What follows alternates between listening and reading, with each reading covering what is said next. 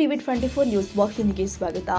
ದಾಂಡೇಲಿ ನಗರದ ಬರ್ಚಿ ರಸ್ತೆಯಲ್ಲಿ ದ್ವಿಚಕ್ರ ವಾಹನದ ಮೂಲಕ ಅಕ್ರಮವಾಗಿ ಕಾಡು ಪ್ರಾಣಿಯ ಮಾಂಸ ಸಾಗಾಟ ಮಾಡ್ತಾ ಇದ್ದ ವ್ಯಕ್ತಿಯನ್ನ ಅರಣ್ಯ ಇಲಾಖೆ ಅಧಿಕಾರಿಗಳು ಬಂಧಿಸಿ ಮಾಂಸ ಸಹಿತ ದ್ವಿಚಕ್ರ ವಾಹನವನ್ನು ವಶಪಡಿಸಿಕೊಂಡ ಘಟನೆ ಗುರುವಾರ ಬೆಳಕಿಗೆ ಬಂದಿದೆ.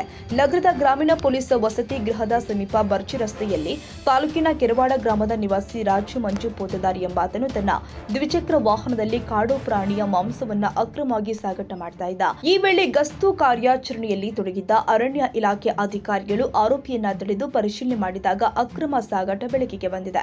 ತಕ್ಷಣವೇ ಆರೋಪಿಯನ್ನ ಬಂಧಿಸಿ ಮಾಂಸ ಹಾಗೂ ದ್ವಿಚಕ್ರ ವಾಹನವನ್ನ ವಶಪಡಿಸಿಕೊಂಡು ವನ್ಯಜೀವಿ ಸಂರಕ್ಷಣಾ ಕಾಯ್ದೆ 1972 ಪ್ರಕಾರ ಪ್ರಕರಣ ದಾಖಲಿಸಿ ನ್ಯಾಯಾಲಯಕ್ಕೆ ಹಾಜರುಪಡಿಸಲಾಗಿದೆ ಎಂದು ಅರಣ್ಯ ಇಲಾಖೆ ತಿಳಿಸಿದೆ.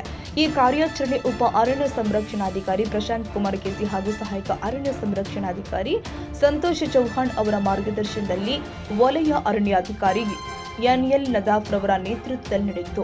ಕಾರ್ಯಾಚರಣೆಯಲ್ಲಿ ಉಪ ವಲಯ ಅರಣ್ಯಾಧಿಕಾರಿಗಳು ಆದ ಸಂದೀಪ್ ನಾಯಕ್, ಲೋಕೇಶ್, ಬಸಪ್ಪ ನ್ಯಾಮಗೌಡ, ಜ್ಯೋತಿ ನಂದಿಕೋಡ, ಗಸ್ತು ಅರಣ್ಯ ಪಾಲಕರು ಆದ ನಾರಾಯಣ ಜುಂಜವಾಡ್ಕರ್, ಮೋಹನ್ ಗೌಡ, ಸವಿತಾ ಹಾಗೂ ಕ್ಷೇಮಾಭಿವೃದ್ಧಿ ನೌಕರ ಚಂದ್ರಶೇಖರ್ ಮಿರಾಶಿ ಭಾಗವಹಿಸಿದ್ರು.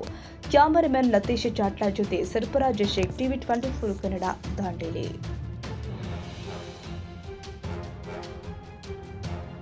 ಕನ್ನಡಿಗರ ಮೆಚ್ಚಿನ ನಿಮ್ಮ ಟಿವಿ 24 ಕನ್ನಡ ನ್ಯೂಸ್ ವಾಹಿನಿ ಇದೀಗ ಟಿವಿಯಲ್ಲಿ ಲಭ್ಯ.